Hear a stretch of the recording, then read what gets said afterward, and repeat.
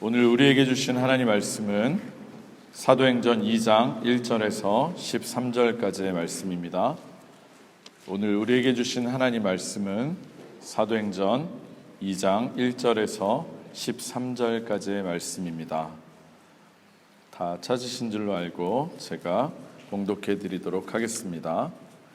오순절 날이 이미 이름에 그들이 다 같이 한 곳에 모였더니 후련히 하늘로부터 급하고 강한 바람 같은 소리가 있어 그들이 앉은 온 집에 가득하며 마치 불의 혀처럼 갈라지는 것들이 그들에게 보여 각 사람 위에 하나씩 임하여 있더니 그들이 다 성령의 충만함을 받고 성령이 말하게 하심을 따라 다른 언어들로 말하기를 시작하니라. 그때 경건한 유대인들이 천하 각국으로부터 와서 예루살렘에 머물러 있더니 이 소리가 나매 큰 무리가 모여 각각 자기의 방언으로 제자들이 말하는 것을 듣고 소동하여 다 놀라 신기하게 여겨 이르되 보라, 이 말하는 사람들이 다 갈릴리 사람이 아니냐? 우리가 우리 각 사람이 난 곳 방언으로 듣게 되는 것이 어찌 됨이냐? 우리는 바데인과 메데인과 엘람인과 또 메소보다미아, 유대와 갑바도기아, 본도와 아시아, 부르기아와 밤빌리아, 애굽과 및 구레네에 가까운 리비아 여러 지방에 사는 사람들과 로마로부터 온 나그네 곧 유대인과 유대교에 들어온 사람들과 그레데인과 아라비아인들이라. 우리가 다 우리의 각 언어로 하나님의 큰 일을 말함을 듣는도다 하고 다 놀라며 당황하여 서로 이르되 이 어찌 된 일이냐 하며 또 어떤 이들은 조롱하여 이르되 그들이 세술에 취하였다 하더라. 아멘. 이는 살아계신 하나님 말씀입니다. 다 자리에 앉으시겠습니다. 제가 잠깐 기도하고 우리 하나님 말씀 나누도록 하겠습니다. 좋으신 하나님 감사합니다. 오늘 우리에게 주님의 성령이 임하였음을 믿습니다. 하나님, 우리의 연약함과 우리의 부족함, 허물들 다 주님 가려주시고 주의 성령으로 인하여서 우리가 말할 수 있는 사람들, 특별히 주의 복음을, 주의 십자가를, 부활을 선언할 수 있는, 증언할 수 있는 우리들 되게 하여 주시옵소서. 부족한 자 또 주님 말씀 능력 의지하여 단위에 섰습니다. 주의 말씀이 온전히 전해지게 선포되게 하여 주시옵소서. 예수님 이름으로 기도합니다. 아멘. 할렐루야. 할렐루야. 반갑습니다. 오늘도 주님 전에 나오신 여러분들에게 하나님의 크신 은혜가 있으시기를 축원합니다. 오늘도 말씀을 통해 깨닫는 은혜가 있으시기를, 또 결단하는 귀한 은혜가 있으시기를 축원합니다. 또 사정이 있으셔서 못 오신 분들도 있으실 텐데 나중에 영상으로 또 지금 현재 실시간으로 보실 때에도 동일한 은혜가 있으시길 바랍니다. 오늘이 무슨 날입니까? 맞습니다. 핑스턴. 네, 성령 강림 주일입니다. 오늘은 성령 강림 주일입니다. 맞아요. 우리 헤라가 강력하게 맞다고 했습니다. 특별히 핑스턴 성령 강림절은 독일에서는 공휴일로 이렇게 지키는 그런 절기, 기독교 절기 중에 하나입니다. 공휴일로 지킨다는 것은 그만큼 오순절 성령 강림 사건이 교회 역사에 있어서 굉장히 중요한 의미를 가진다는 것을 우리들에게 말해준다라고 할 수 있습니다. 저는 오늘의 말씀을 통해서 여러분들께서 오순절 성령 강림의 의미, 그것의 의미와 그것이 오늘날 우리들에게 주는 메시지가 무엇인가를 생각하고 고민하는 시간이 되셨으면 좋겠습니다. 특별히 오늘의 말씀을 통해서 오늘의 내 삶 속에서도 역사하시는 성령님을 깨닫고 성령님께서 이끄시는 삶을 살기로 결단하시는 은혜가 있으시기를 주님의 이름으로 축원합니다. 오늘의 말씀, 우리가 너무나도 잘 아시는 말씀입니다. 실제로 오순절 마가의 다락방에 있었던 성령 강림 사건이라고 한다면 아마도 모르는 사람이 한 분도 없을 정도로 그렇게 유명한 사건입니다.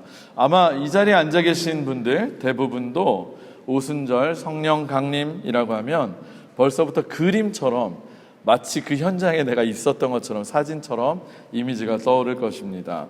여러분들이 알고 계시는 이미지 무엇입니까? 우리는 먼저 다락방을 떠올리게 되죠. 마가의 다락방. 그리고 몇 명의 제자들?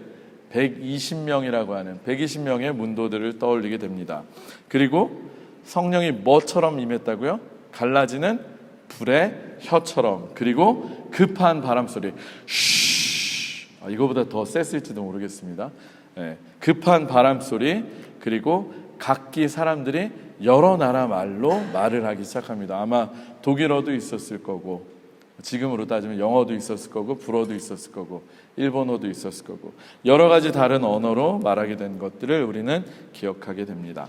맞습니다. 오순절 성령의 역사는 그렇게 시각적으로, 그리고 청각적으로, 그리고 언어적으로 강력한 표적들을 보여주며 일어났습니다.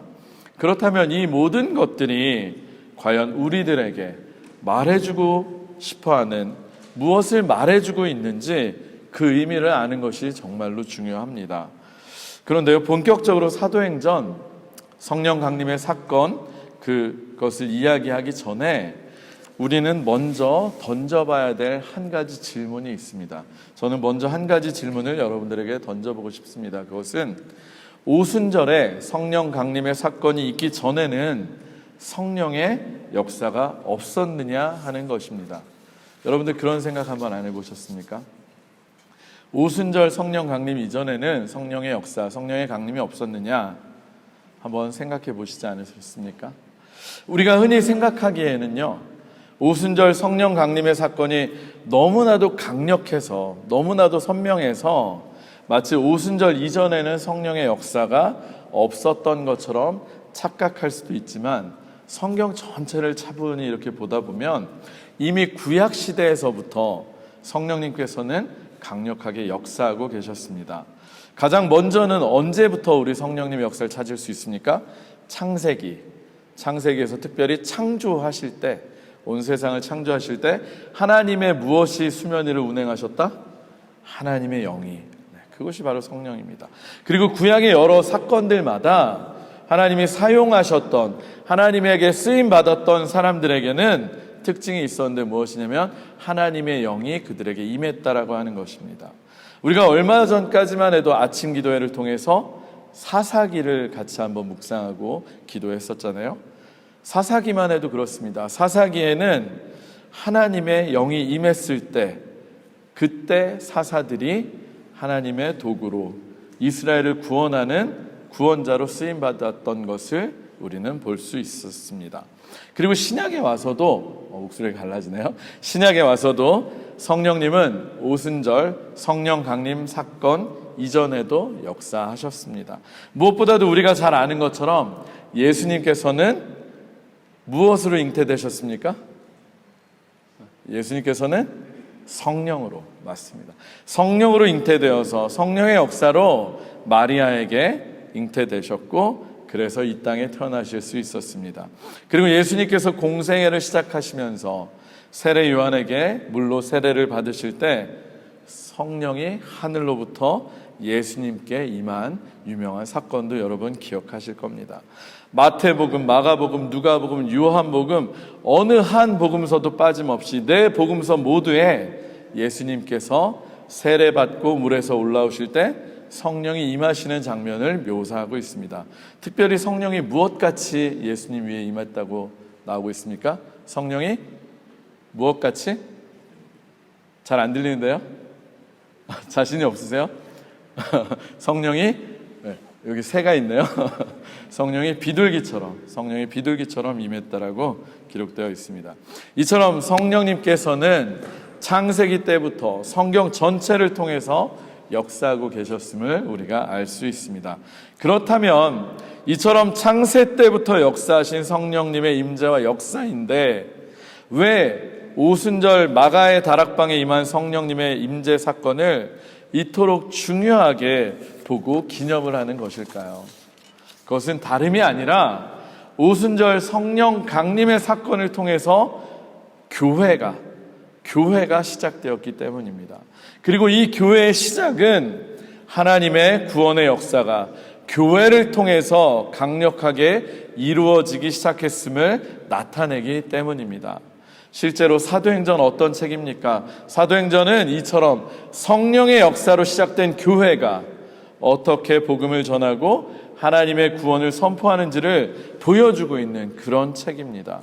따라서 오늘날 교회를 다니고 또 우리 개개인이 교회로서 세워진 우리들은 반드시 이 점을 중심으로 생각하면서 성령 강림절을 보내고 또 오늘의 말씀을 살펴보아야만 한다는 것입니다. 오늘날에도 하나님께서는 교회 되시는 저와 여러분들을 통해서 그리고 우리의 교회를 통해서 하나님의 구원의 역사를 계속해서 써내려가고 계시기 때문입니다. 우리 이 점을 생각하면서 오늘의 말씀을 하나씩 살펴보도록 하겠습니다. 오순절 마가의 다락방에서 있었던 성령 강림의 사건을 생각하면서 우리가 잊지 말고 기억해야 할 것은 언제 누구에게 성령 강림이 일어났느냐 하는 것입니다. 우리가 잘 아는 것처럼 성령 강림은 언제 일어났습니까? 언제? 오순절. 오순절에 일어났습니다. 사실 오순절은 원래 구약의 이스라엘에게 있어서도 굉장히 중요한 절기였습니다. 맥추절이라고도 하고요, 초실절이라고도 하고 칠칠절이라고 하고 여러 가지 이름으로 불리지만 어쨌든 이스라엘에서 중요하게 지내던 3대 절기 중에 하나였습니다. 그리고 원래는 추수, 곡식을 추수하는 추수와 관련된 절기였습니다. 그리고 조금만 더 거슬러 올라가서 생각을 해보면 이스라엘 백성들이 이집트에서 노예 생활을 하다가 최초의 유월절 사건을 통해서 출애굽을 한 이후에 드디어 광야를 지나 시내산에 이르러서 하나님의 계명을 받은 것도 바로 오순절 이날이었습니다. 따라서 오순절은 해마다 늘 이스라엘 유대인들이 유월절과 함께 지키던 중요한 절기였던 것입니다. 그런데 오늘 우리가 주목하고 읽고 있는 사도행전 2장에 나오는 성령의 임재 사건이 있었던 오순절은 여느 지금까지의 오순절과는 다른 특별한 오순절이었습니다. 그것은 바로 예수님께서 유월절 어린 양이 되셔서 십자가에 달려 돌아가시고 죽은 지 사흘 만에 부활하셔서 40일을 이 땅에 머무시다가 제자들이 보는 앞에서 승천하신 그 직후가 되는 오순절에 일어난 일이기 때문입니다. 따라서 매년 지내던 그런 오순절이 아니라 바로 예수 그리스도의 십자가 죽음과 부활의 사건 직후에 일어난 일이라는 것을 우리는 주목해야만 합니다. 왜냐하면 하나님께서 마치 곡식을 추수하시듯이 예수님의 십자가와 부활 사건을 통해서 이루어내신 그 구원의 역사를 이제 믿지 않는 영혼들을 추수하는, 그들을 구원해내는 그러한 역사를 교회를 통해서 행하실 것을 나타나고 계시는 말씀이기 때문입니다. 따라서 오순절 성령의 강림 사건에 있어서도 정말로 중요한 것은 바로 우리를 향한 예수님의 대속의 십자가 죽음과 부활의 사건인 것입니다. 성령의 임재는 바로 이 예수님의 십자가와 부활을 통한 구원의 사건을, 이 복음을 증언할 증인으로서 사도들과 교회를 세우기 위해서 이루어진 사건이기 때문입니다. 이를 위해서 예수님께서는 승천하시면서 제자들에게 예루살렘을 떠나지 말라고 말씀하셨습니다. 우리 함께 오늘의 말씀 앞에 나오는 사도행전 1장 4절과 5절을 한번 같이 읽도록 하겠습니다. 사도행전 1장 4절과 5절의 말씀인데요. 새 번역을 가지고 계신 분들도 상관없습니다. 우리 함께 읽어봤으면 좋겠습니다. 우리 번역 버전에 상관없이 같이 한번 읽겠습니다. 시작. 사도와 함께 모이사 그들에게 분부하여 이르시되 예루살렘을 떠나지 말고 내게서 들은 바 아버지께서 약속하신 것을 기다리라. 요한은 물로 세례를 베풀었으나 너희는 몇 날이 못되어 성령으로 세례를 받으리라 하셨느니라. 아멘. 예수님은 자신의 십자가 대속의 죽음과 그리고 부활을 전할 증인들이 되어야 할 제자들에게 하나님께서 약속하신 성령을 기다리라고 말씀하셨습니다. 그리고 예수님의 제자들은 예수님의 말씀대로 마가의 다락방에 모여서 함께 힘써 기도하였습니다. 그리고 며칠이 못 되어서 정말로 약속하신 대로 성령의 강한 임재가 있었던 것입니다. 우리 함께 오늘의 본문 사도행전 2장 2절에서 4절까지의 말씀을 읽도록 하겠습니다. 오늘의 말씀 사도행전 2장 2절에서 4절까지의 말씀을 함께 읽도록 하겠습니다. 시작. 호련히 하늘로부터 급하고 강한 바람 같은 소리가 있어 그들이 앉은 온 집에 가득하며 마치 불의 혀처럼 갈라지는 것들이 그들에게 모여 각 사람 위에 하나씩 임하여 있더니 그들이 다 성령의 충만함을 받고 성령이 말하게 하심을 따라 다른 언어들로 말하기를 시작하니라. 아멘. 예수님께서 말씀하신 성령의 임재가 너무나도 강력해서 청각적으로 그리고 시각적으로 제자들이 모여서 기도하던 마가의 다락방 그 공간 전체를 가득 채웠음을 알 수 있습니다. 그리고 그들이 모여있던 그 공간을 가득 채운 그 성령이 마치 불의 혀처럼 갈라져서 각 사람들, 모든 사람들 머리 위에 임하자 그들이 각기 다른 언어들로 말을 하기 시작하였습니다.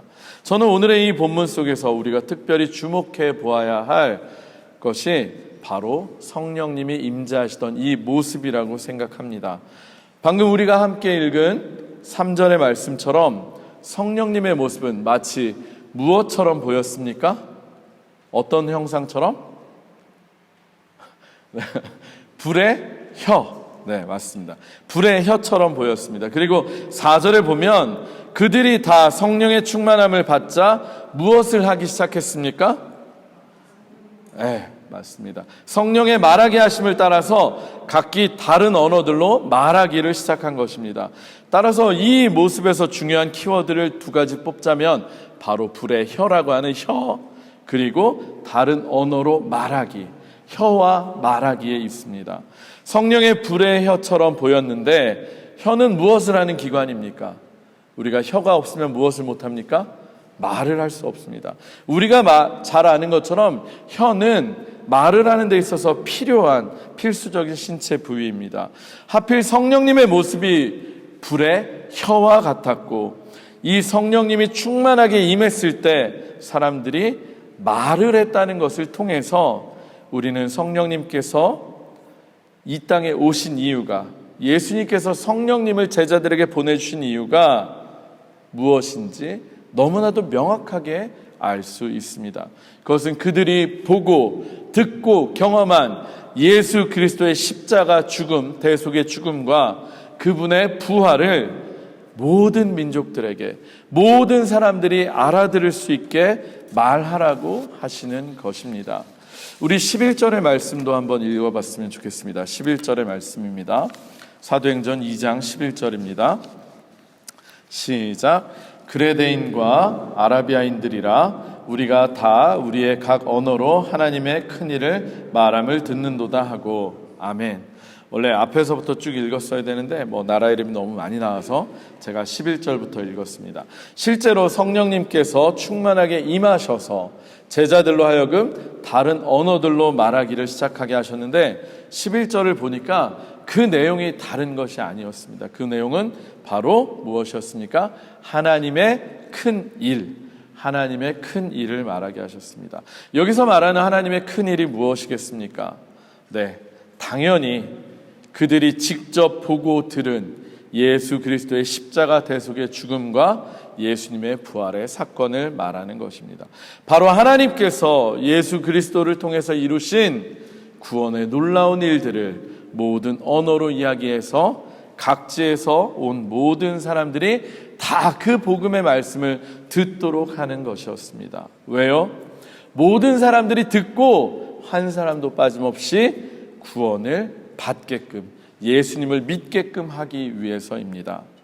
이는 우리가 늘 외우고 있는 말씀, 사도행전의 어쩌면 주제 말씀이라고 할 수 있는 사도행전 1장 8절의 말씀을 이루시기 위함이기도 합니다. 우리 같이 한번 외워볼까요? 사도행전 1장 8절 시작. 오직 성령이 너희에게 임하시면 너희가 권능을 받고 예루살렘과 온 유대와 사마리아와 땅끝까지 이르러 내 증인이 되리라. 아멘.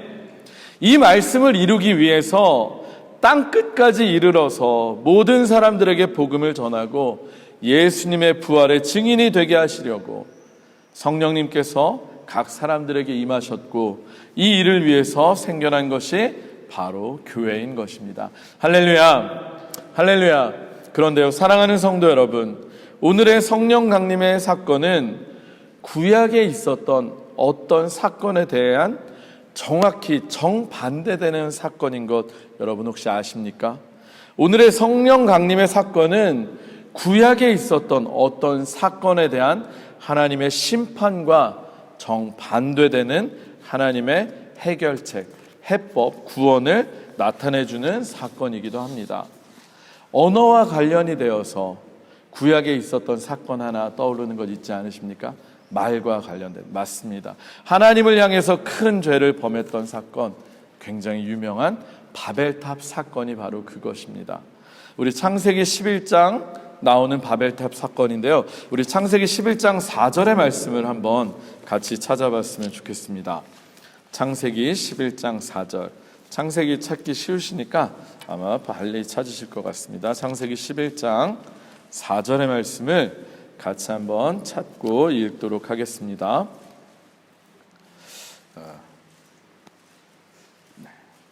창세기 11장 4절입니다. 시작. 또 말하되 자 성읍과 탑을 건설하여 그 탑 꼭대기를 하늘에 닿게 하여 우리 이름을 내고 온 지면에 흩어짐을 면하자 하였더니, 홍수 이후에 아직 언어가 하나이고 말이 하나였을 때 사람들이 흩어짐을 면하자고, 이제는 더 이상 하나님으로 인해서 우리가 흩어지는 심판받는 걸 면하고 우리들의 이름을 높여서 우리가 하나님처럼 되자고 하늘까지 닦겠다라고 했던 것이 바로 바벨탑의 사건이었습니다. 스스로 하늘까지 닿는다는 것, 결국은 인간이 하나님의 자리에 오르겠다고 하는 그런 교만한 모습이었는데, 하나님께서는 그들의 모습을 보시고 심판하셔서 그 심판의 결과로 온 지면의 사람들이 흩어지게 되었고 언어가 혼잡하게 되어서 서로 통하지 않게 되었던 사건이 바로 바벨탑의 사건이었습니다. 그리고 그 바벨탑 사건 이후로 바로 창세기 12장에 누가 나옵니까? 바로 아브라함이 등장합니다. 하나님께서는 아브라함을 택하셨습니다. 인류를 구원하시기 위해서. 그리고 아브라함의 씨앗을 통해서, 아브라함의 씨를 통해서 이스라엘을 제사장 나라로 세우셨고 결국은 예수님을 보내시기까지 하셨던 것입니다. 무엇 때문에? 심판받은 그들을, 인간들을 구원하시기 위해서. 따라서 오순절 마가의 다락방에서 임한 성령 임재의 사건은 죄악으로 인해서 온 땅에 흩어지고 언어가 혼잡해졌던 인류를 구원하시기 위한 하나님의 구원의 사건이 이제 강력하게 시작되었음을 알리는 놀라운 사건인 것입니다. 죄악 때문에 혼잡해진 언어로 인해서 서로 소통하지 못하고 서로 대화하지 못하던 인류에게 하나님의 크신 일, 곧 예수님의 십자가와 부활의 사건이 각각 그들의 언어를 통해서 들려지게, 이해되게 되었습니다. 따라서 이제는 하나님의 심판이 끝나고 하나님의 회복과 구원이 선포되고 있음을 오순절 성령 강림의 사건을 통해서 모든 사람들에게 확실하게 보여주고 있는 것입니다. 앞서 제가 말씀을 시작하면서 오순절 이전에도 성령님이 역사하셨다는 이야기를 드리면서 예수님께서 세례를 받으실 때 하늘에서 성령이 무엇처럼 임했냐 여쭤봤었습니다. 그죠? 무엇처럼 임했다고요? 오늘 때마침 제가 준비한 게 아닌데 독일 교회에서 이렇게 세례를 걸어놨더라고요. 비록 여기는 학이지만 이렇게 하나님이, 예수님이 세례받고 올라오실 때 아마도 뭐 이렇게 왔을까요? 위에서부터 비둘기처럼 임했습니다. 그런데 왜 하필이면 비둘기의 형상으로 성령이 임했겠습니까? 우리가 흔히 생각하는 것처럼 뭐 평화의 상징이기 때문에 비둘기는 평화를 상징하니까 결코 그것은 아닙니다. 비둘기의 형상처럼 온 것은 여러분이 기억하실 사건이 하나 있는데요. 노아의 홍수 때 하나님께서 인간들을 심판하시고 나서 물로써 심판하신 후에 마지막에 물이 빠졌는지 안 빠졌는지 확인할 때, 그래서 더 이상 심판이 끝나고 이제는 땅으로 내려가서 다시 생육하고 번성할 수 있는 그런 은혜를 시작하게 된 그 증표를 물고 온 새가 누구였습니까? 바로 비둘기 아니었습니까? 맞습니다. 예수님을 통해서, 이제는 예수님을 통해서 심판이 아니라, 더 이상 심판이 아니라 구원과 회복의 시간이 시작되었다는 걸 나타내는 것이 예수님이 세례 받으실 때 성령님께서 비둘기처럼 임한 사건을 통해 보여주고 있는 것입니다. 그래서 예수님께서 공생애를 시작하시면서 하신 첫 말씀이 무엇입니까? 때가 찼고 하나님의 나라가 가까이 왔으니 무엇을 하라? 회개하고 복음을 믿어라. 할렐루야. 예수님을 통해서 더 이상 심판이 아니라 구원과 회복이 시작되었음을 말하고 있는 것입니다.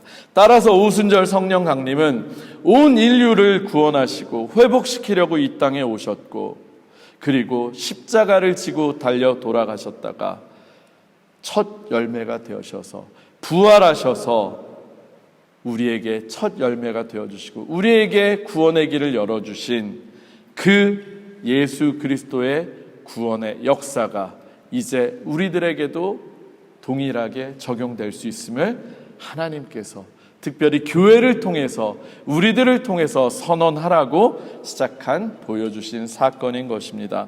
따라서 결론적으로 오늘날 교회된 우리들도 교회가 본질적으로 무엇을 해야 하는지, 교회된 역할이 무엇인지를 온전히 알고 감당하기 위해서는 마땅히 성령의 충만함을 받아야 하고요.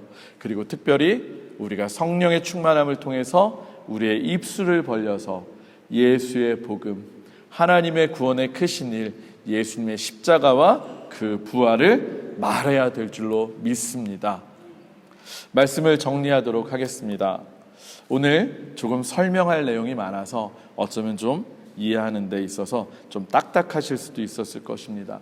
그럼에도 불구하고 저는 오늘 반드시 우리에게 성령 강림절이 특별한 의미 있는 날이라는 것을, 특별히 교회된 우리들에게 정말로 중요한 일이라는 것을 알려드리고 싶었습니다. 그리고 올해 저에게 있어서 성령 강림주일은 더욱더 특별하게 다가옵니다. 앞서 말씀드린 것처럼 성령 강림절, 교회에게 있어서 그 시작을 알리는 그런 절기이고요. 존재 목적을 다시 한번 깨닫게 해주는 그런 절기입니다. 특별히 예수의 십자가 대속의 죽음과 부활의 사건 직후에 이제 이 복음을 먼저 받은 우리가 열방에 하나님의 복음을 전하기 위해서 교회가 세워진 것을 드러내는 사건입니다. 저는 앞서 말씀드린 것처럼 교회에 대해서 굉장히 많이 생각하고 특별히 우리 교회를 향한 하나님의 뜻에 대해서 굉장히 많은 고민을 합니다. 각각 40년이 넘는 긴 세월 동안 따로 존재했던 두 교회, 아까 우리 김옥배 집사님 기도해 주신 것처럼 도르트문트 중앙교회, 도르트문트 한인교회, 40년이 넘게 긴 역사 속에서 각각 존재했던 두 교회가 누구에 의해서, 무엇에 의해서 하나 되었습니까? 바로 하나님에 의해서, 성령의 역사로 인해서 하나 되었습니다. 믿으십니까?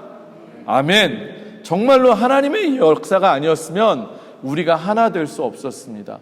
지난 긴 세월 동안 몇 년 전부터 준비하셨다 그랬죠? 20몇 년 전에도 시도했다고 들었고 최근까지도 몇 차례 시도했지만 결코 되지 않았던 것이 큰 어려움 없이 순식간에 돼버리지 않았습니까? 바로 하나님이 하신 일입니다. 그리고 그 하나됨을 처음으로 선포하며 하나의 이름, 도르트문트 한인교회로 우리가 첫 발을 띈 것이 언제였습니까? 바로 예수님께서 부활하신 부활주일이었습니다. 예수 그리스도의 몸된 교회로서 예수님께서 부활하신, 새로운 몸으로 부활하신 그 첫날에 우리들도 새로운 교회로, 도르트문트 한인교회로 새로운 몸을 입고 태어나게 된 것입니다. 그리고 이번이 바로 성령 강림, 바로 그 첫 성령 강림절입니다. 예수님의 부활의 능력을 경험하며 시작된 교회로서 맞이하는 이 첫 성령 강림절에 저는 저와 우리 모든 성도님들도 오순절 마가의 다락방에 임했던 그 성령님의 강력하고도 충만한 임재가 우리들 각 사람 머리 위에 임했으면 좋겠습니다. 그래서 우리 교회가 그냥 겉으로만 하나 되는 것이 아니라 정말로 하나님 안에서, 한 성령님 안에서 정말로 하나가 되고, 그리고 정말로 하나됨을 통해서 우리가 정말로 이 교회의 존재 목적이 복음을 증거하는 일임을 그 뜻대로 쓰임받는 교회가 되었으면 좋겠습니다. 특별히 우리의 존재 목적 다시 한번 말씀드립니다. 우리 교회가 하나 된 이유, 그리고 우리 교회의 존재 목적은 단순히 우리들이 종교 생활을 하기 위해서가 아닙니다. 땅끝까지 이르러 내 증인이 되리라. 땅끝까지 이르러 복음을 전하라고 하는 그 사명 때문에 우리의 교회가 지금까지 이 자리에 있었고 지금도 세워져 있는 것입니다. 그리고 저는 우리 성도님들 한 분 한 분 모두가 부활의 증인으로서 부활의 주님을 만방에 선포하시는 그런 분들이 다 되었으면 좋겠습니다. 특별히 성령으로 충만해지셔서 성령님께서 시키시는 대로 하나님의 거룩하신 일을 각자의 언어로 말씀하시는 여러분들이 되었으면 좋겠습니다. 노래를 하시는 분들은 노래라는 언어를 통해서, 그리고 사업을 하시는 분들은 사업을 통해서, 또 직장을 다니시는 분들은 직장의 일을, 직업을 통해서, 그리고 또 악기 연주하시는 분들은 악기 연주하는 것을 통해서 각자가 할 수 있는 일들을 통해서 다양한 방법으로 다양하게 하나님의 큰 일을 말하실 수 있는 각 분야에서 하나님의 영광을 드러내는 여러분들이 되셨으면 좋겠습니다. 이를 위해서 무엇보다 성령의 충만함을 통해서 매일매일 부활의 주님과 정말로 새롭게 만나시고 태어나시는 여러분들이 다들 되셨으면 좋겠습니다. 혹시 이 자리에 계신 분들 중에 예수님을 믿는다라고는 하지만, 교회를 다니기는 하지만 아직도 구원의 확신도 없고 예수님이 부활하셨다라는 것이 믿어지지 않으시는 분 혹시 계십니까? 교회를 다니긴 하지만 그저 사람 만나러 다니고, 아니면 그냥 종교 생활로서 그냥 다니시는 분들 혹시 계십니까? 그리고 예수를 믿는다라고는 하지만 일상의 삶에 너무나 지쳐서 치여서 그저 하루하루를 소멸되어 가듯이 살고 계신 분들 계십니까? 하루하루 벅찬 일상 때문에 그저 버티듯이 끌려가는 인생, 내가 주체가 되는 삶이 아니라, 하나님이 이끄시는 삶이 아니라 그저 상황의 현실에 떠밀려가고 계신 분들 계십니까? 아니면 잠시뿐인 이 땅에서의 삶에서 이제 다 이루었다, 나는 먹고 살 만큼 돈도 벌었고 어느 정도 성공도 했고 지위도 찾았고 안정된 직장도 있고 그냥 이 땅에서의 삶의 목적만 두면서 나만의 유익을 위한 삶만을 추구하고 살아가고 계신 분 계십니까? 예수님의 제자들도요, 사도들도 처음에 성령의 충만함이 있기 전에는 예수님을 버렸고 예수님을 떠났습니다. 또 예수님께서 부활하셨다는 소식을 듣고도 주님의 부활을 온전히 믿지 못했고 의심했고 여전히 사람들을 두려워했던 그런 연약한 사람들이었습니다. 예수님을 믿고 따르기는 했지만 공생의 3년 동안 예수님의 제자라고 큰 소리치며 예수님을 따라다니긴 했지만 그것은 사실은 세속적인 욕망 때문이었고요. 그래서 예수님의 십자가 앞에서 오히려 낙심하고 절망하면서 흩어졌던 자들이 바로 예수님의 제자들이었습니다. 그러나 그런 그들이 예수님의 부활을 진짜로 만나고 나니까, 부활의 주님을 진짜로 경험하고 나니까, 그리고 성령의 충만함을 받고 나니까 정말로 완전히 다른 사람들이 되었습니다. 어디를 가든지 누구를 만나든지 담대하게 예수님의 십자가와 그분의 부활을 선포할 수 있는 사람들이 되었고요. 제가 참 좋아하는 표현인데 차마 세상이 감당할 수 없는 사람들이 되었습니다. 더 이상 이 세상의 것을 쫓는 자들이 아니라 이 땅 가운데서 살아가면서도 이미 임한 하나님의 나라를 경험하면서 살아가고, 그리고 하나님의 나라를 이 땅 가운데 임하게 하는데 그 역할을 감당하는 귀한 사명을 감당하는 사람들로 바뀌었습니다. 그런 그들에게 어디를 가나 기적과 능력이 따라다녔고요. 그리고 하나님의 능력이 그들을 통해서 나타났습니다. 저는 여러분들의 삶이 그런 능력이 있는 삶, 이 세상에 살지만 이미 임한 하나님의 나라를 경험하시면서 사는 삶이 되셨으면 좋겠습니다. 그리고 여러분들 모두가 정말로 세상이 감히 감당할 수 없는 그런 위대한 신앙의 인물들이 되었으면 좋겠습니다. 목사님, 저는 이미 많이 늙었습니다. 목사님, 저는 너무 어려서요. 목사님 저는 잘하는 게 하나도 없습니다. 이런 생각 혹시 드십니까? 요엘서를 인용한 사도행전 2장 17절의 말씀을 제가 읽어드리겠습니다. 말세에 내가 내 영을 모든 육체에게 부어주리니 너희의 자녀들은 예언할 것이요 너희의 젊은이들은 환상을 보고 너희의 늙은이들은 꿈을 꾸리라. 아멘. 우리 교회 모든 성도님들에게 정말로 성령이 부어주시기를 축원합니다.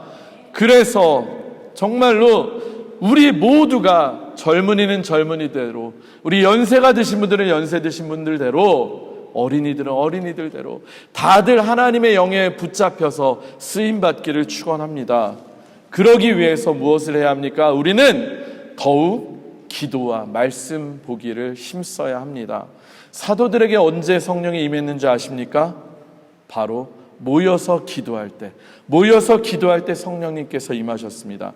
우리 매일 아침 기도회를 통해서, 그리고 금요 기도회를 통해서, 그리고 또 개인적으로 기도의 시간을 통해서 늘 기도에 힘쓰시고 말씀을 읽으셔서 정말로 성령의 충만함을 받으시는 여러분들 되시기를 주님의 이름으로 축원합니다.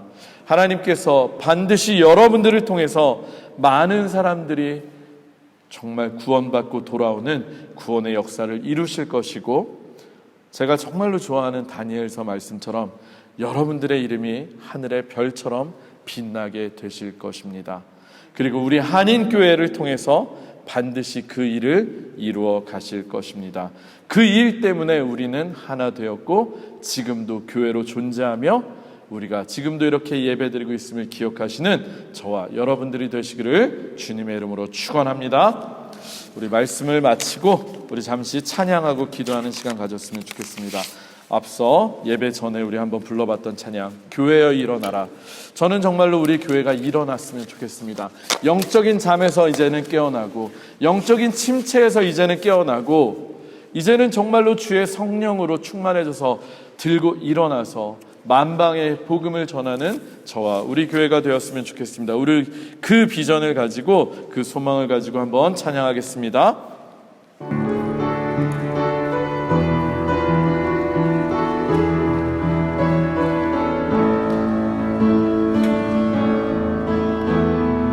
교회여 일어나라. 주께서 부르시니 두려움과 실패 내려놓고 교회여 일어나라. 교회여 일어나라. 교회여 일어나라. 주께서 보내시니 우릴 부르신 삶의 자리에서 교회여 일어나라. 우린 세상의 빛, 하나님의 편지, 주를 나타내는 주의 교회를 통해 세상이 주를 보리라.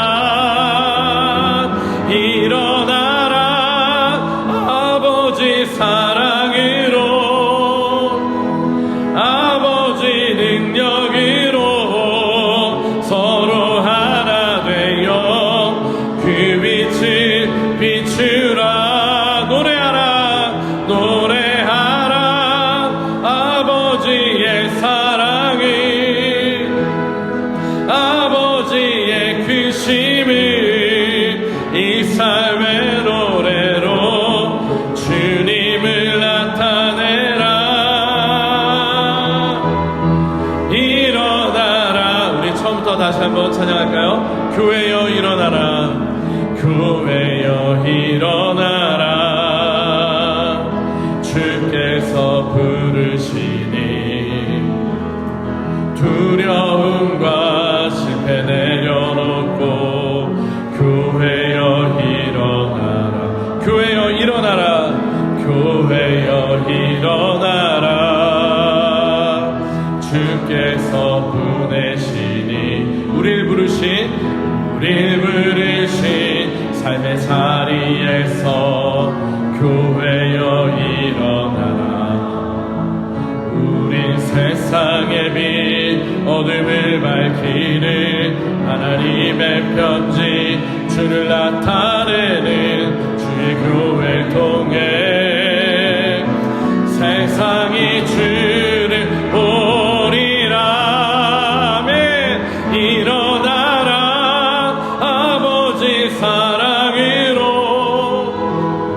아버지 능력으로 서로 하나 되어 그 빛을 비추라. 노래하라 아버지의 사랑을, 아버지의 크심을 이 삶의 노래로 주님을 일어나라 아버지 사랑으로, 일어나라 아버지 사랑으로,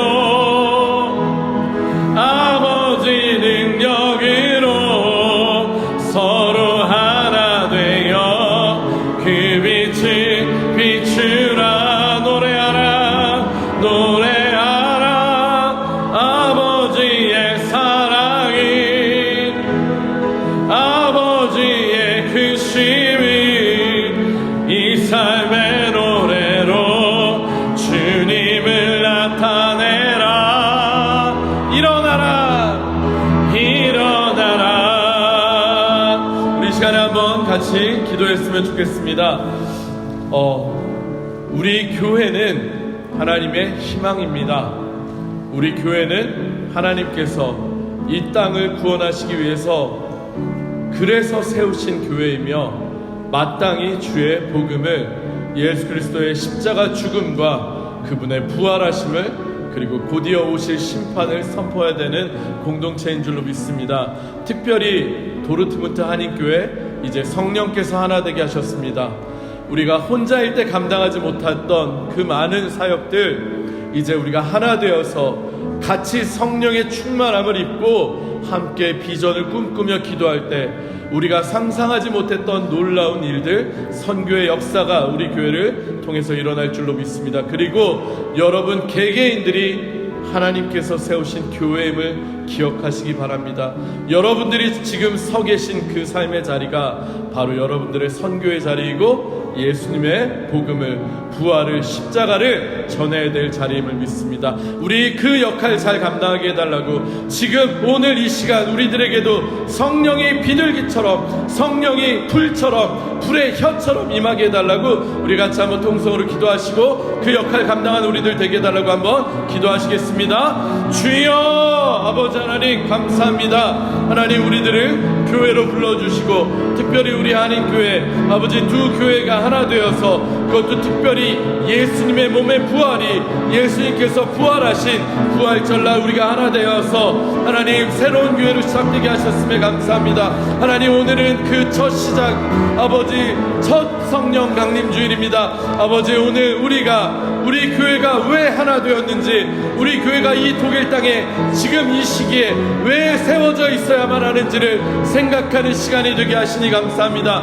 하나님 우리들 마땅히 우리가 해야 될 일을 감당할 수 있는 우리들 되게 하여 주시옵소서. 하나님 예수 그리스도의 부활을, 예수 그리스도의 십자가 죽으심과 대속하심, 그리고 부활하신 우리에게 정말 영원한 생명을 주신 분이 예수 그리스도임을, 그 부활을, 그 복음을 우리가 증거할 수 있는 증인들이 되게 하여 주시옵소서. 그러기 위해서 우리 성도님들 모두가 한 분 한 분이 다 성령의 충만한 은혜가 임하길 원합니다. 먼저는 예수 그리스도를 참으로 만나기 원합니다. 아버지 아버지 그냥 종교인으로서 머물러 있었다면 이제는 진정으로 부활의 주님을 만난 주님의 제자가 되게 하시고 주님의 증인을 아버지 하나님 부활의 증인들이 되게 하여 주시옵소서. 지금까지 나의 유익만을 위한 삶을 살아왔다면 이제는 성령님이 이끄시는 대로 정말 주님이 말하게 시키시는 대로 아버지 복음을 전하며 말씀을 증거하며 하나님 주님의 십자가를 전할 수 있는 그런 부활의 증인들로 세워주시옵소서. 아버지 하나님 우리가 모두가 다 선교제로 갈 수는 없지만 내가 서 있는 이 자리가 내가 지금 하고 있는 이 일이 나의 삶의 자리가 선교의 현장이 되기 원합니다. 노래하시는 분들은 노래하는 일로 아버지 하나님 악기를 연주하시는 분들은 연주하는 일로 아버지 하나님 사업을 하시고 아버지 하나님 직장을 다니시는 분들, 또 아버지 하나님 여러 가지 아버지 하시는 일들마다 그것이 하나님이 부르신 삶의 자림을 깨닫고 그 자리에서 주님의 성령의 충만함으로 하나님의 일을 감당할 수 있는 저와 우리 교회 우리 성도님들이 다 되게 하여 주시옵소서. 특별히 우리들 각 사람 머리 위에 한 사람도 빠짐없이 주의 성령의 불이 떨어지기 원합니다. 불로써 임하여 주시고 하나님께서 강력한 역사로 이끌어 주시옵소서. 하나님께서 우리 교회를 사명을 주시고 우리를 세워주셨음에 감사하며 모든 말씀 예수님의 이름으로 간절히 기도합니다. 아멘. 제가 잠시 기도하겠습니다. 하나님 오늘 특별히 성령 강림 주일을 맞아서 하나님 성령 강림의 의미가 그리고 그것의 목적이 무엇인지를 한번 상고해 보았습니다. 그리고 이 시기에 우리의 하나됨, 성령께서 우리 교회를 이끄시길 원하시는 것이 무엇인지를 고민해 보는 시간 갖게 하시니 감사합니다. 하나님 우리 교회 바라옵기는 주님이 이끄시는 교회 되기 원합니다. 성령이 시키시는 대로 말하는 교회 되기 원합니다. 성령이 시키시는 대로 주의 복음을 전하는 교회 되게 하시고 그 일에 사용받는 저와 우리 성도님들 우리 교회 되게 하여 주시옵소서. 예수님의 이름으로 간절히 기도합니다. 아멘.